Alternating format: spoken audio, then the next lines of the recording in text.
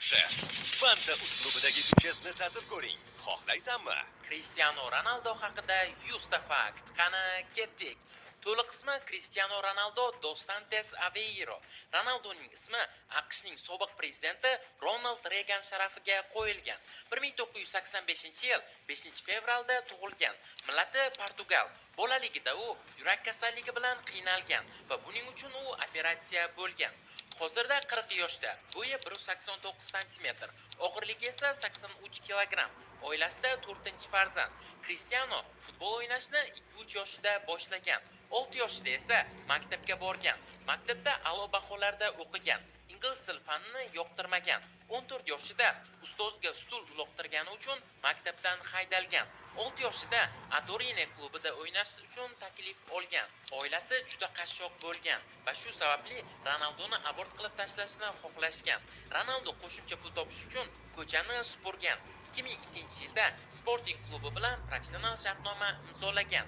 O'sha yilning 18-avgust kunida professional faoliyatidagi tashlashni xohlashgan. Ronaldo qo'shimcha pul topish uchun ko'chani supurgan. 2002-yilda Sporting klubi bilan professional shartnoma imzolagan.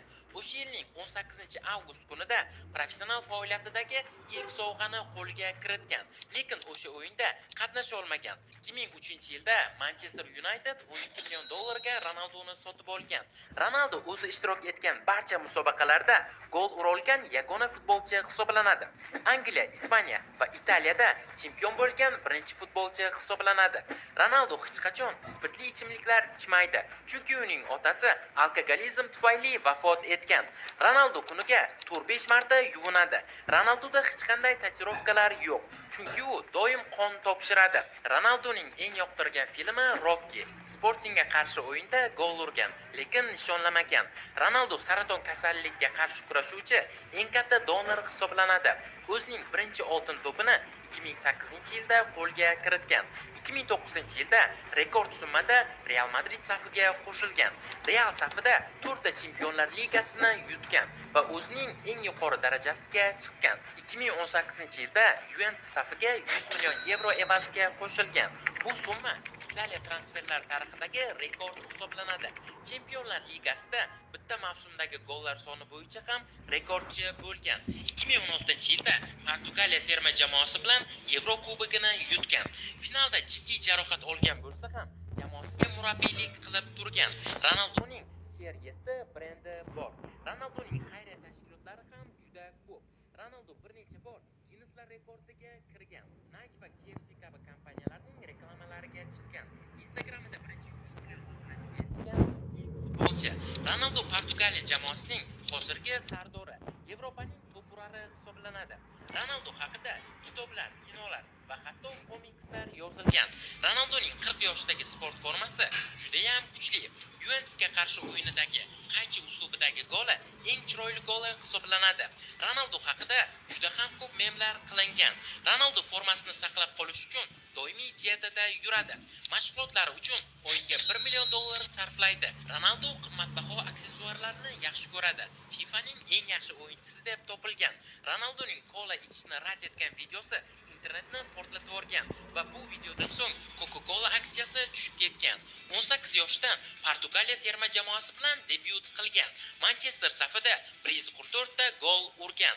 Real safiga qo'shilganida 9-raqamda o'ynagan va hatto bir o'yinda 11 raqamda o'ynashga majbur bo'lgan. Ronaldo 7 raqamini omadli deb hisoblaydi. Ronaldoning turmush o'rtog'i Georgina Rodriguez va u model hamda raqqos hisoblanadi. Georgina Rodriguez Ronaldoga Rolls-Royce sovg'a qilgan. Ronaldoning 5 ta farzandi bor. Ronaldo Portugaliyada 10 marta yilning eng yaxshi o'yinchisi deb topilgan. Tezlik, kuch va chidamlilik futbol tarixidagi eng mukammal o'yinchiga aylantirgan. Londondagi Madame Tussauds muzeyida Ronaldo haykali mavjud. Ronaldo maydonda motivator hisoblanadi. Jamoadoshlari bilan hazillashishni yoqtiradi. Jahon chempionati boshlanishidan oldin Ten Hag haqida intervyu bergan. Saudiya ligasini Liga 1dan kuchli deb hisoblaydi. Ronaldoning oyoqlari 100 million yevrodan ortiq summaga sug'urta qilingan. 2021-yilda 12 million funt evaziga Manchester Unitedga qaytgan, lekin bu transfer omadsiz bo'lgan. Ronaldo hatto basketbolchilardan ham balandroq sakraydi. Jarima zarbalarini tepishdan oldin maxsus pozada turadi. Gol kiritganidan so'ng esa maxsus nishonlaydi. O'zining mashhur jesti bor va buni Mr. Beast ham takrorlab ko'rgan. Ronaldo YouTube kanal ochgan. Mr. Beast Ronaldoga YouTube kanal bo'yicha maslahatlar bergan. Instagram bo'yicha eng ko'p obunachiga erishgan. 3851 ta post joylagan. Usiz odamlardan keyin bo'lib, Madrid ko'chalarida futbol fitlarini qilgan. Agar Ronaldo futbolchi bo'lmaganida, model yoki aktyor bo'lgan bo'lardi.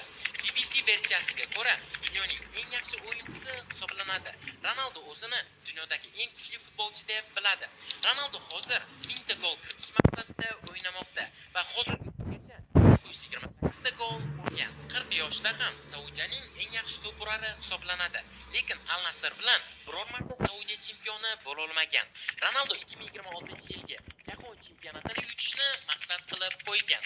Messi bilan maydonda raqib bo'lishsa ham, lekin maydondan tashqari do'stlar hisoblanishadi. Ayni kunlarda Ronaldo Portugaliya jamoasi bilan mashg'ulot o'tkazyapti. Messi va Ronaldo futbol tarixidagi eng katta era boshlanishiga sababchi bo'lgan. Ronaldo faoliyatidagi 1000-goldan so'ng futbol bilan xayrlashishini aytgan. Do'stlar, bugungi videomiz shulardan iborat edi. Agarda Real Madrid haqida 100 ta fakt qilishimni xohlasangiz, ushbu video kommentariyasiga yozib qoldiring.